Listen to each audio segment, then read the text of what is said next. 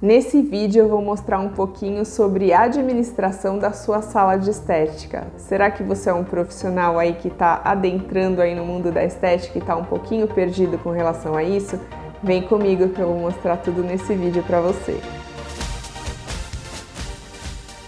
Oi, tudo bem? Meu nome é Michele Pereira, sou fisioterapeuta dermatofuncional, graduada aí há mais de 20 anos. Estou aí desde 2017 com a minha sala, então eu posso falar aí com propriedade para vocês. Também tive outros negócios antes de ter a minha sala, de estar trabalhando como autônoma. Eu já tive uma escola de dança durante 10 anos, tive também uma academia de ginástica durante 2 anos. Já dei muitos tropeços aí na vida com relação à administração, comecei ali com meus negócios muito cedo, ali aos 24 anos. Então eu falo hoje em dia com propriedade para você e a gente vai começar aí então a falar da gestão da sua sala de estética. 1. Organização do seu espaço. Primeira coisa, para que a sua sala seja funcional, vamos pensar como a gente pode organizar o espaço. Então, onde você vai colocar a maca? Vai ter uma mesa de atendimento? Sim, não? Você já tem que imaginar como vai ser os seus atendimentos no dia a dia, para facilitar ali o seu atendimento, onde você vai colocar, por exemplo, as toalhas, onde você vai colocar os produtos, onde você vai colocar suas cubetas e tudo mais. Para que isso? Para que na hora do seu atendimento você não perca tanto tempo encontrando as coisas para poder fazer esse atendimento. Se você já prepara a sala com todos os produtos e tudo mais antes do seu paciente entrar, entre um paciente e outro, o máximo ali para você arrumar a sala, arrumar tudo é de 5 a 10 minutos que você vai ter ali na sua agenda. Então não dá para ficar uma coisa desorganizada, né? E você de repente levar muito tempo para tirar uma coisa de uma caixa e pegar uma coisa assim que tá difícil. Então as coisas que você usa mais, principalmente no seu dia a dia, né? Os descartáveis tem que estar todos juntos e organizados. A parte ali de trocar a maca, eu acho que trocar a maca tem que ser a primeira coisa que você vai fazer entre o paciente e outro, porque até o paciente entrar, de repente você chama o paciente e você já vai arrumando ali os produtos e tudo mais. Então você tem que ter essa organização do espaço para que te gere mais tempo ali para você conseguir fazer o seu atendimento. O número 2 é a gestão de tempo. Então aí também entra essa parte de organização, mas na gestão de tempo aí eu falo muito na hora do atendimento. De repente você vai fazer uma drenagem linfática e coloca ali o tempo entre um paciente e outro de 1h30. Eu aqui na minha clínica eu coloco entre 1h e 1h30. Se eu tiver com a agenda muito apertada, tipo final de ano, eu coloco 1h. Se eu tiver ali mais tranquila na agenda, eu coloco 1h30. Por quê? Eu sei que dá tempo em 1h30 do paciente depois do atendimento, de repente sentar comigo, tomar um chá, conversar e tudo mais, porque quando eu tô com a agenda cheia já fica mais difícil de fazer esse tipo de atendimento no final ali, né, de dar uma conversada com o paciente, saber um pouquinho mais, mas é complicado, gente. Então assim, eu já vi gente perder muito tempo em atendimento por conta de conversa. Às vezes você tá ali com 1h para fazer a drenagem linfática no paciente ou uma massagem, por exemplo, e você começa a conversar com o paciente, não olha mais para o relógio e aquilo vai indo. Quando você vê, já passou 1h30 e você não terminou a massagem ainda. Então, vocês têm que ficar muito ligados com relação a isso. Se sua agenda estiver de boa, tudo bem, não tem problema nenhum você fazer isso. Mas se a sua agenda estiver corrida, vai ficar muito difícil para você fazer esse tipo de atendimento, você vai acabar atrasando os outros pacientes. E outra, o paciente que está vindo na sua sessão, ele vai sentir muita diferença entre um atendimento e outro. De repente, no dia que você está mais tranquila, você faz com mais calma, dá aquele super atendimento para a pessoa. E na hora que você está mais ali agitada, né, o dia que tem mais gente, você atende ali correndo de qualquer jeito. Então isso não pode acontecer. É por isso que você tem que meio que cronometrar o seu atendimento, tá? Eu faço isso. Eu tenho muito essa coisa de atender sempre da mesma maneira. Mesmo que depois eu não dê ali a meia hora para ficar conversando, ficar jogando, enfim, ficar jogando conversa fora ali com o paciente, mas eu deixo esse tempo, pelo menos o tempo do atendimento, que ele seja realmente um tempo certinho para todos os atendimentos. Ainda falando nessa gestão do tempo, uma coisa que vai fazer vocês melhorarem, né, então a parte que você vai fazer o agendamento. Então vocês têm um programa ali de agendamento que te ajude, né, nessa hora da marcação ali das consultas, a marcação ali dos atendimentos. Então fica muito complicado se você não tem esse sistema, se você tem que fazer realmente tudo na mão ali, né, de repente apagar e aí pôr em cima o nome de outra pessoa, tudo mais, então isso te leva mais tempo. Uma coisa que eu digo para vocês também é para vocês terem então um intervalo para vocês responderem o WhatsApp e não isso o tempo todo durante o atendimento, porque fica desconfortável para você e fica desconfortável também para o paciente. Imagina o paciente lá na maca e você parando toda hora para atender o celular ou toda hora para você ver se tem notificação ali no celular. Então isso não pode acontecer, tá? Geralmente eu deixo o meu celular no mudo, deixo em cima da mesa, ele fica tocando uma musiquinha, tudo mais para o paciente, e quando o paciente termina então o atendimento, que ele sai da minha sala, aí eu vou olhar no celular. Tem paciente que reclama com relação a isso, fala assim: ah, Michele, mas eu mandei mensagem para você, você não me respondeu. Mas eu sempre falo para eles: gente, eu estava em atendimento, vocês sabem que durante o atendimento eu não fico atendendo o celular, então eu deixo o celular, eu tenho um tempo depois do atendimento para pegar o celular e poder olhar ali as notificações e responder para vocês. Ou então eu respondo no final dos atendimentos. E a hora que eu termino ali meus atendimentos, tipo atendo de manhã, eu termino por volta da 1h30, aí eu vou sentar e responder todo mundo que eu tenho que responder, tá bom? Então vocês têm que fazer isso também para que não seja cansativo aí para vocês no meio do atendimento. Número 3, você tem que pensar então agora no atendimento ao cliente. Isso é muito importante, né? O atendimento em si é a parte mais importante do processo. Então, uma coisa que eu falo para vocês é sobre a excelência do atendimento. Isso é obrigação. Isso aí não é diferencial, gente. Isso é obrigação. Quando você sai ali da sua faculdade, quando você sai de um curso, quando você vai empreender, se você não tiver excelência no seu atendimento, com certeza você vai perder o seu cliente. Pode ter certeza nisso. Então você tem que saber realmente aquilo que você está fazendo, você tem que saber o passo a passo, você não pode ficar perdido, você tem que ser uma pessoa também que passe confiança para o paciente, de saber aquilo que você está fazendo, mesmo que seja se você esteja iniciando, passa sempre confiança para o paciente, porque se você não fizer isso, o paciente vai começar a pensar: meu Deus, será que essa pessoa está sabendo realmente o que ela está fazendo? Então sempre passe essa confiança, converse com o paciente, explique, né, o tratamento para o paciente, que ele vai se sentir mais confortável em fazer o tratamento com você. Uma coisa que vocês têm que ter sempre em mente também é a comunicação clara que vocês têm que ter entre vocês aí e o paciente. Então deixar muito bem especificado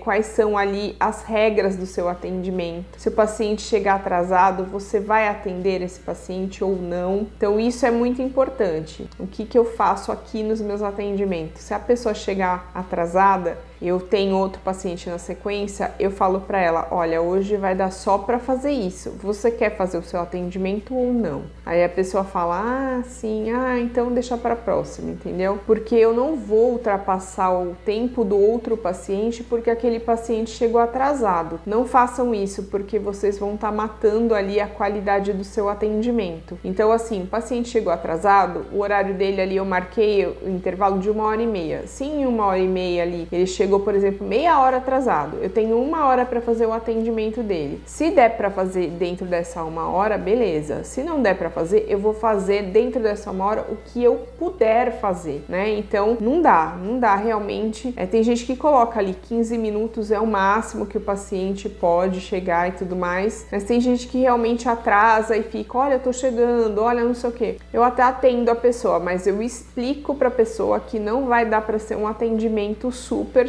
vai ter que ser aquele atendimento que dê para fazer naquele horário, tá? Então seja sempre aberta aí a comunicação com o paciente. Outra coisa que você tem que construir com o seu paciente é a base de relacionamento. O paciente, ele espera que você tenha um relacionamento sólido com ele. Então, geralmente, muitos pacientes vão contar muitas coisas da vida deles para vocês. Esperam aí também que você conte alguma coisa da sua vida, até para confirmar ali algumas coisas ali da vida deles também, para poder fazer ali aquela comparação, né, aquele ajuste ali. interpessoal. Então é legal sim você abrir um pouco da sua vida para o paciente. Claro que não tudo, né? Você não vai contar tudo o que está acontecendo, mas é legal humanizar o atendimento. Claro que se o paciente ele não quiser falar durante o atendimento, você tem que tomar cuidado com isso também. Tem paciente, por exemplo, que ele não quer ficar conversando, ele quer só ficar de boa ali. Por exemplo, na massagem ele quer ficar de boa ali com o olhinho fechado, na dele, só experimentando. Então você também não conversa, espera ver aí o que vai ser, tá? Espera ver o que o paciente vai falar. Se ele quiser começar uma conversa, você conversa. Se ele não quiser conversar, gente, também fica na sua, vai fazendo atendimento, coloca uma musiquinha e vamos que vamos. Número 4, então, é gestão financeira. Primeira coisa, controle das despesas. De nada adianta você estar ganhando um monte de dinheiro, tá entrando um monte de dinheiro aí e você está gastando demais ali com o seu espaço. Tem que rever tudo isso, principalmente a hora que você for alugar um espaço, for começar uma sala. Gente, se atentem aos custos fixos, se atentem ao aluguel, se atentem a outros custos aí de condomínio, porque essas coisas podem comer ali o seu faturamento de verdade, né? E aí chegar no final você não ter o seu lucro. Então você tem que prestar atenção nisso. Às vezes é melhor você ir para um espaço menor, que você pague um aluguel menor, do que você ir para um espaço super requintado, maravilhoso e tudo mais, e de repente é super alto esse aluguel, você não consegue, aquilo tá te matando ali até o final do mês, então isso você tem que rever. Eu fiz isso, tá, gente? Eu fiz isso na pandemia, vou contar aqui pra vocês. Em 2020, desde 2018, de 2018 até 2020, eu tive uma clínica de estética que era um sobrado. Lá eu tinha 6 macas de atendimento, a clínica era muito boa, tinha 3 salas bonitinhas, tinha uma sala só pra mim ali de atendimento, tinha uma outra sala que eu dividia ali a sala no meio pra ficar 2 macas, e tinha mais uma outra sala onde tinham 3 macas, uma sala bem grande. E aí lá sim eu tive outras pessoas trabalhando comigo, tive estagiária ali que me ajudou e tudo mais. Só que aí veio essa época da pandemia, né, gente? 2020, eu fiquei 5 meses com a estética fechada. E aí quando a gente reabriu, foi realmente muito fraco 2020. As pessoas estavam com medo de vir nos atendimentos. Então, muitas daquelas meninas que atendiam comigo começaram a atender home care, porque acabaram indo na casa das pacientes, fazendo ali o tratamento que saía mais vantajoso ali para elas, né? Eu tinha uma menina que fazia ali sobrancelha, né, que fazia depilação, e aí elas tenderam a ir mais para essa área de atender em casa. E realmente eu me vi com um custo fixo muito alto na época, para pouca quantidade ali que tinha de pacientes. Aí 2021 começou, veio aquela fase de novo, aquela fase vermelha ali da pandemia, que a gente teve que fechar tudo de novo, e aí eu fiquei realmente ficou bem complicado, fiquei bem preocupada, e aí eu comecei a pensar, poxa, se eu fosse para uma sala de novo, pequena, quem sabe eu me daria melhor, né? Igual eu estava antes de alugar esse sobrado aí. Aí eu pensei, poxa, eu vou diminuir meu custo fixo, tô atendendo mais sozinha mesmo aqui na casa, por que não ir para uma sala e pagar muito menos de aluguel? E ter um ambiente assim menorzinho para cuidar, também é menos gasto com coisas assim gerais, né? Porque uma clínica grande, ela realmente gasta mais, tanto produto de limpeza, produtos descartáveis, enfim. E aí eu pensei e falei, poxa, eu vou para um lugarzinho menor. E aí eu me desfiz de muitas coisas, né? Vendi muitas coisas da clínica, muitas mesmo, porque eu tinha 3 salas montadas. E aí eu vim para essa sala que eu tô hoje, e eu vou falar para vocês que eu fui muito mais feliz aqui, né? Estou muito mais feliz aqui, porque aqui eu consigo realmente dar conta das minhas finanças, conta dos meus atendimentos, e às vezes não é aquela coisa de você ter uma clínica super grande que você tem funcionários para lidar e tudo mais, que vai te trazer mais lucro. Eu senti isso na pele. Eu, com a minha sala pequenininha, eu tenho mais lucro, né? E eu tenho mais liberdade para fazer os meus horários, para fazer os meus atendimentos, do que eu tinha na época que eu tinha a clínica. Então não é porque você tem uma clínica maior que você tem mais ali faturamento ali. Você pode até ter mais faturamento, mas e lucro, né? O que entra dentro do seu bolso. É isso que você também tem que pensar. Outra coisa que você tem que ter em mente também é a precificação do seu serviço, para ver se realmente essa precificação está dentro ali do que vai te dar um lucro. Nada adianta você colocar o seu preço lá no chão e você chegar no final do mês e não ter lucro nenhum. Então você tem que calcular ali o custo da sua hora, o custo ali dos teus produtos, dos seus custos fixos, dos seus custos variáveis, né? Para que você possa montar realmente o preço que seja justo, tanto para você quanto para o paciente. O número 5, então, que eu falo para vocês é o marketing e as vendas. Pessoal, já tenho um vídeo inteiro falando de marketing aqui no meu canal, vou deixar nos cards para vocês. Então é muito importante vocês estarem atentas a fazer o marketing, e isso é muito importante, tanto o marketing para o cliente de primeira compra, que a gente fala que é o cliente desconhecido. Então esse daí você vai achar ele no Google, vai achar ele no Instagram, né? Então paciente de indicação também, que é paciente de primeira compra, então ele vai vir a primeira vez aqui na sua clínica. E você também tem que manter então uma base de relacionamento com os seus clientes de segunda compra, que são os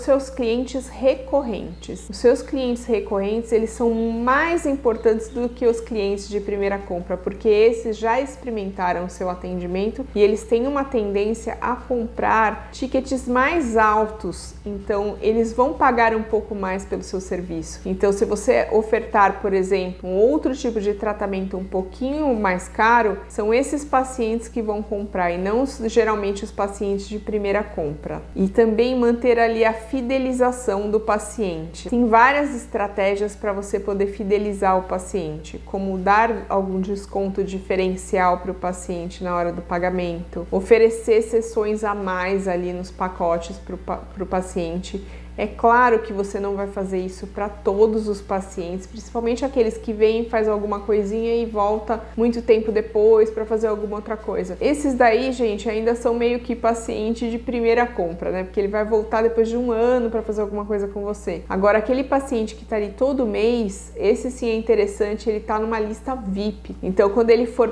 pagar, por exemplo, pacote de drenagem, ele fez ali o pacote de drenagem com você uma, duas vezes, por que não na terceira vez dar um desconto para esse paciente, fazer um preço especial só para esses tipos de paciente, é legal. Ou então dar sessões a mais para esses pacientes também fica bem legal, cabe bem e o paciente fica muito agradecido. E por último, aí o número 6, então é o treinamento da equipe. Eu não tenho equipe, né? Eu trabalho sozinha, então eu mesmo vou atrás dos meus treinamentos. Mas se você tem um espaço ali como eu tinha antigamente, né, que é uma clínica já com mais pessoas trabalhando, o ideal é você oferecer sempre treinamentos para essa equipe. Cuidar ali da sua parte pessoal ali, do pessoal. Então, gestão de pessoas é muito interessante ali para vocês estudarem também. Eu não sou especialista em gestão de pessoas, gente, nunca fui, tá? Eu gosto mais de trabalhar mais sozinha mesmo. Eu vi que não é muito pra mim essa coisa de trabalhar com muitas pessoas ao mesmo tempo, eu tendo que tomar conta dessas pessoas. Mesmo eu tendo outros negócios e tudo mais, eu me encontrei agora trabalhando como autônoma e aí vai de cada um, tá, gente? Mas é muito importante fazer sim esse treinamento com os seus funcionários para que eles estejam sempre aí atentos a tudo que tá também no mercado, saibam responder as perguntas dos pacientes. Então isso é muito importante, tá bom? Espero que vocês tenham gostado desse vídeo, que esse vídeo tenha ajudado um pouquinho vocês. Eu tô falando aí, fazendo uma série aí de vídeos sobre gestão aí para vocês. Logo mais vem vídeos também de protocolo. Então fiquem ligados aqui no canal que toda semana tem vídeos novos para vocês, tá bom? Deixa o seu joinha para mim, se inscreva aqui no canal e até o próximo vídeo. Beijos!